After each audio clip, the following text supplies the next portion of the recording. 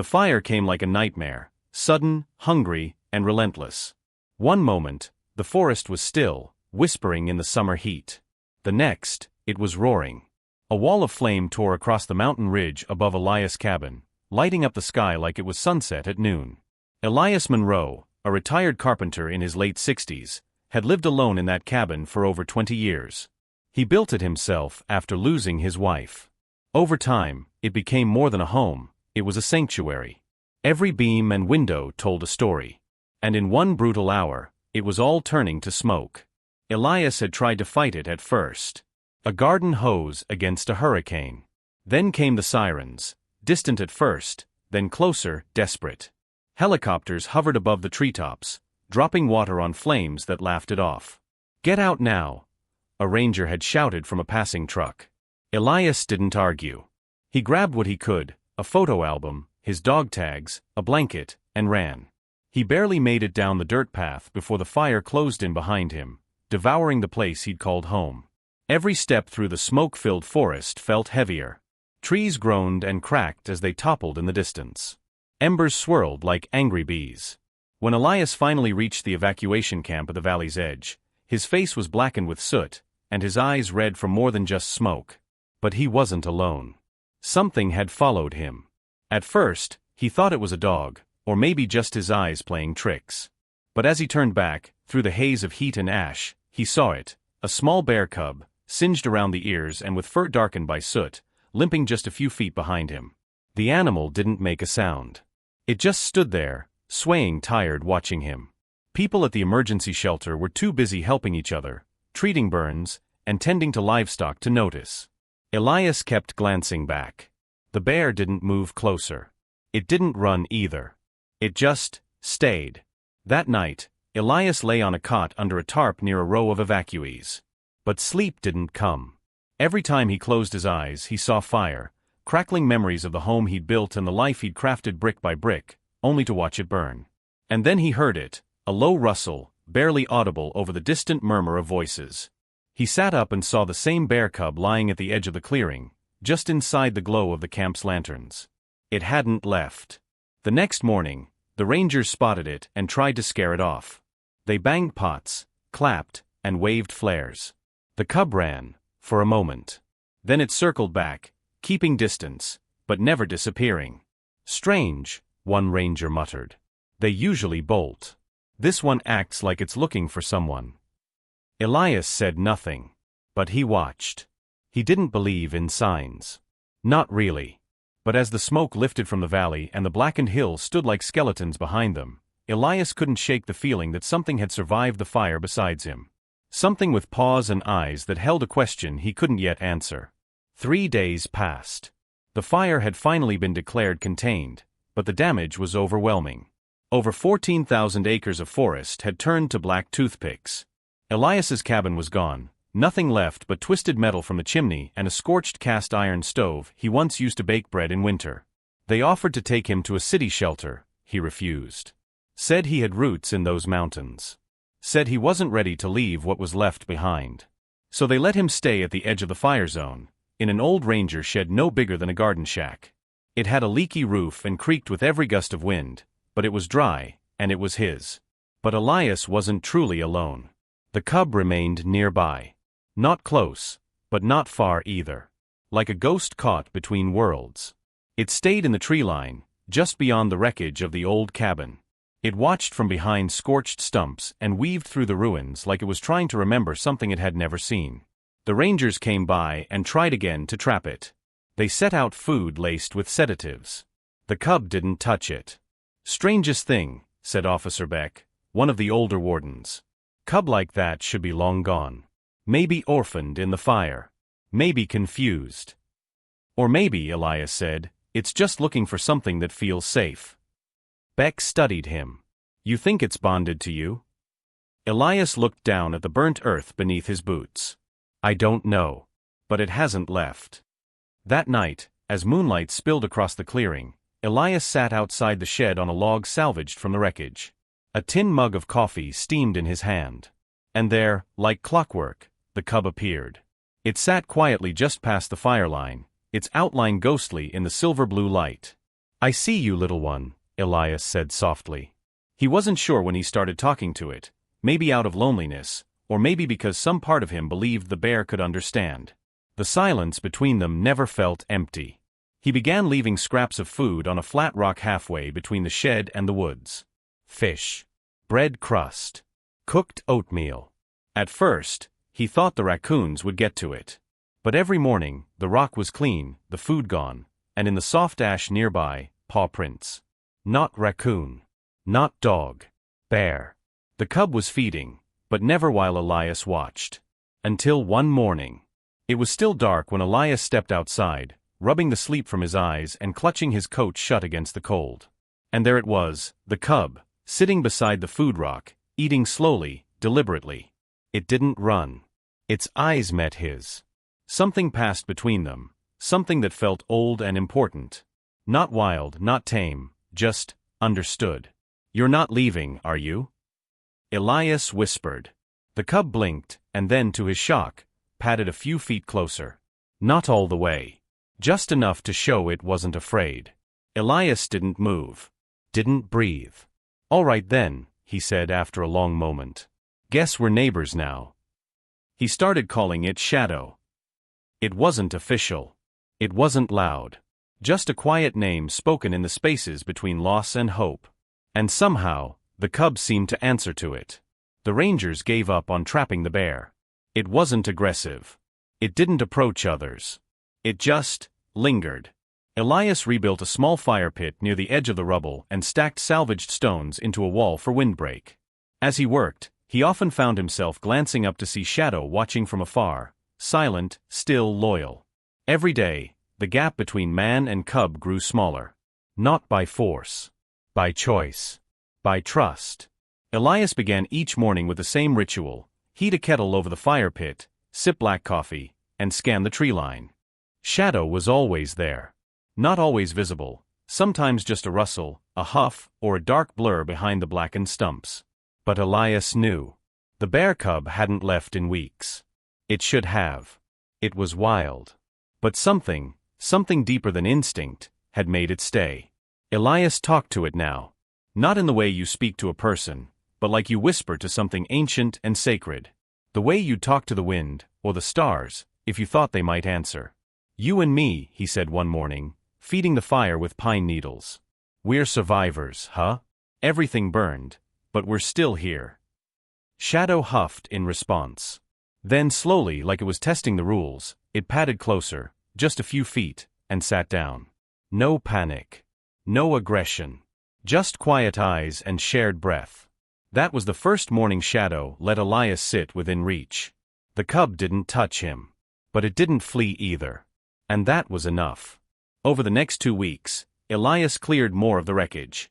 With blistered hands, he salvaged old floorboards, unbent rusted nails, and stacked bricks from the ruined chimney. No machines. No crews. Just memory and muscle. Every so often, Shadow followed. Not to help, but to be near. One afternoon, as Elias tried to hoist a log beam alone, his grip slipped and the wood landed hard on his shoulder, knocking him to the ground. He winced, gritted his teeth. Damn it, he muttered. And then, a sound. Not a growl. Not a roar. But a whimper. Elias turned his head to see Shadow standing just 10 feet away, wide-eyed, pacing nervously. I'm all right, Elias said through clenched teeth. Just old bones and stubborn pride. Shadow didn't move. Just stood there, as if guarding him, until Elias sat upright. That night, Elias lit a small fire and threw a piece of smoked trout onto the stone, not on the halfway rock, but right beside him. It was a test. A question. Shadow approached slowly. Then, for the first time, it ate at his side. In town, word had spread. Crazy old man's keeping a bear as a pet, some scoffed at the bar. Others weren't so sure. Maybe it's just lonely, someone else said. Maybe they both are, added another. Ranger Beck visited again. He stood near the fire pit, eyeing the bear who sat calmly just beyond it. She's different, he said finally. It's a he, Elias corrected. And his name is Shadow. Beck raised an eyebrow. You named him. No, Elias replied with a smile. He told me. Winter was creeping in. The air was crisp. The mornings icy. The leaves gone. Elias knew Shadow needed to leave soon. Bears hibernate. It's instinct. Survival. It was time. But Shadow stayed. Even when the first snow dusted the ruins like powdered sugar. Even when the cold bit hard and deep. One night, Elias built a crude lean-to from salvaged wood and filled it with dry straw, a shelter. He didn't say who it was for. But in the morning, it was warm and matted with fur. Shadow had slept there. And the next morning, Shadow was gone. Just tracks in the snow, leading deep into the forest. No note. No roar. No goodbye. Elias sat on the same log he always did, hands cradling a cup of steaming tea, staring at the emptiness between the trees. He didn't cry. He didn't speak. He just waited. 2 days passed. On the third night, a low crunch in the snow drew his gaze upward. There by the firelight stood Shadow, frost on his fur, but fire in his eyes. He had returned. And this time, he didn't stop at the halfway line. He walked right up to Elias. And gently pressed his head against the old man's chest. The snow came heavier after that, thick, relentless, blanketing the mountains in white silence. Elias had fashioned the burned plot into something new, not quite a home, but not just ruins anymore. A covered lean-to, some wind-blocking tarps, and a sturdy stone hearth now stood where his cabin once did. It wasn't much, but it held warmth, memories, and shadow. The bear was still there every morning. Not always close, but never far. Sometimes, Elias would read aloud from the charred remains of a book he'd salvaged. Shadow listened. Or at least, he didn't leave. That was enough. Then one night, a smell hit Elias like a punch to the gut. Smoke. Not from his campfire, this was sharper, darker. He stood quickly, scanning the treetops. The snow had stopped falling, and wind carried with it the distant scent of something burning. But how? He looked toward the northwest ridge, where the forest had started to regrow. A faint orange hue flickered against the low clouds. A new fire.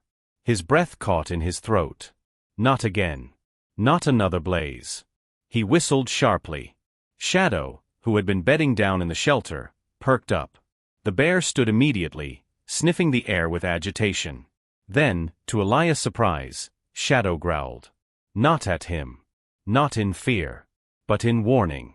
As if to say, we have to move. Elias packed what little he had, food, matches, a tarp. His boots slipped in the snow as he hurried through the clearing. But Shadow didn't head toward the valley, where the road and safety lay. No. The bear turned and ran toward the fire. Shadow. Elias shouted. But the bear didn't stop. Elias hesitated only a second before following. They reached a ridge overlooking the north slope, where the fire had begun to spread. Not a wildfire, a campfire, reckless and left unattended by hunters. 2 tents, a half-dug pit, and a smoldering flame surrounded by scattered beer cans. Shadow's growl was thunderous. Elias crouched beside a pine. Damn fools, he muttered. They've no idea what they've started. He stomped down the slope, waving his arms. Hey, this fire's not safe. Wind'll take it right through the pines. One of the men stood, annoyed. Who the hell are you? You're about to burn this whole forest down. Put it out now. Behind him, Shadow emerged from the tree line. The 2 men froze. The bear stood tall. Not charging. Not snarling. But watching with ancient, judgmental eyes. Holy. That's a bear.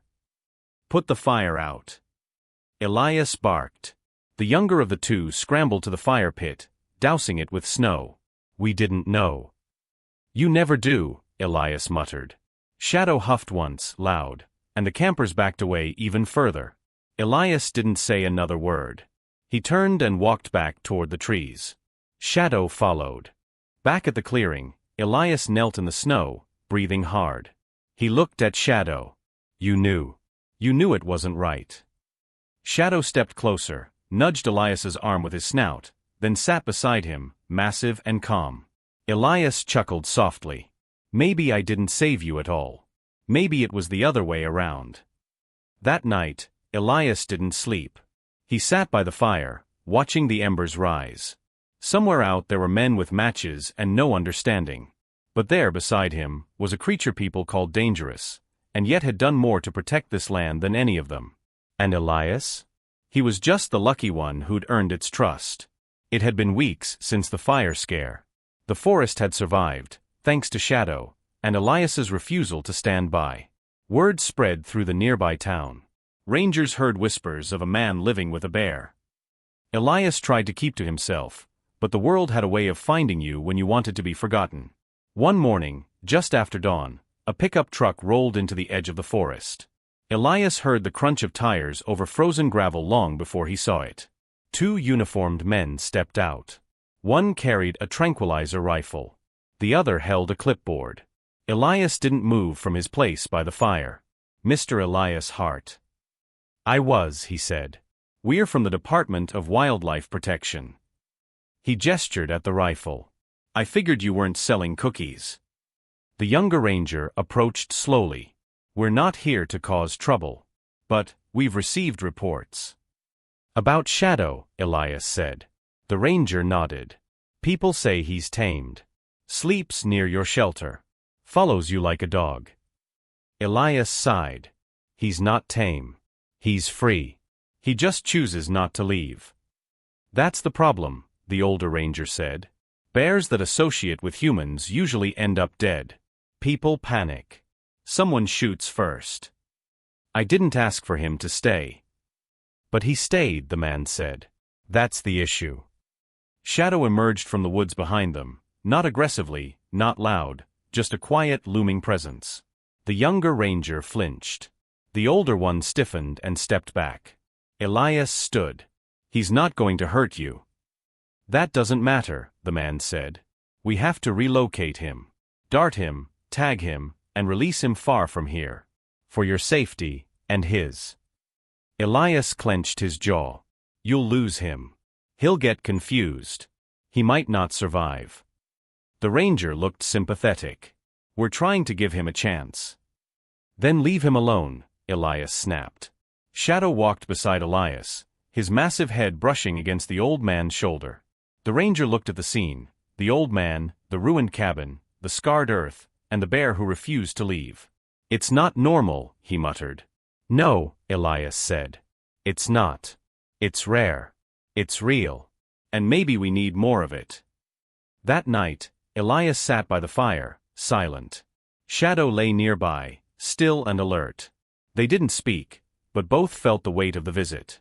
"Maybe they're right," Elias whispered. "Maybe you don't belong here anymore." Shadow lifted his head. "If they come back, they won't ask twice."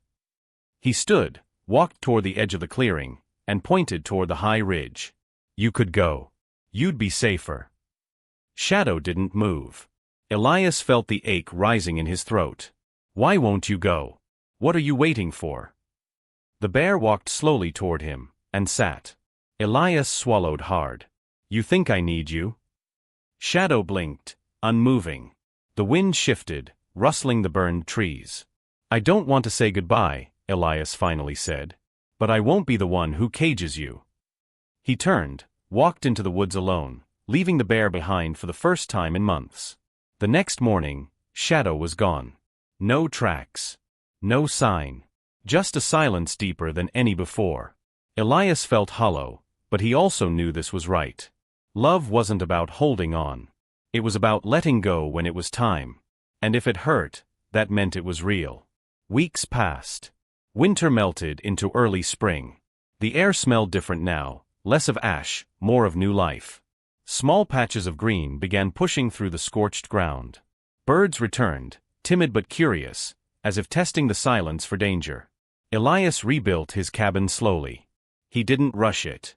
Each wooden beam was a small rebellion against what he had lost. Against grief. Against the silence Shadow had left behind. He hadn't seen the bear since that night. Sometimes, in his loneliest moments, he'd catch himself looking toward the tree-line, expecting a dark shape to emerge. But it never did. Until it did. It happened one morning just after sunrise. Elias had just stepped outside with a mug of hot coffee when he heard it, a low grunt. Familiar. Deep. He turned, heart thundering. There, just beyond the rebuilt fence, stood Shadow. But he wasn't alone. Behind him stood a smaller bear, younger, leaner, with a curious glint in its eyes. A cub. Elias froze. Shadow moved forward slowly, eyes never leaving Elias. The old man took a step toward them. "You brought someone with you." The cub stayed behind, sniffing the earth cautiously. Elias knelt, overwhelmed. "So you found your own path." Shadow moved close enough that Elias could see the silver scar on his flank from when the fire licked his side. Then, without a sound, the bear pressed his forehead gently against Elias's chest. Elias closed his eyes, emotion flooding him. He whispered, "Thank you for coming back." But when he opened his eyes again, Shadow had already turned. The cub followed, bounding beside him. Together, they walked back into the forest, disappearing into the green. Not gone. Just home. Elias watched until they vanished. Then he sat down on the porch. There were no tears this time. Only peace. He smiled to himself. "You're not mine anymore," he said softly. "You never were. But you'll always be a part of me." That night, as the moon rose above the trees, Elias lit a lantern and placed it at the edge of the forest, not as a beacon, but as a thank you. A quiet signal to the wild, "I remember. I always will." And far off in the woods, a bear raised his head to the wind. He remembered too.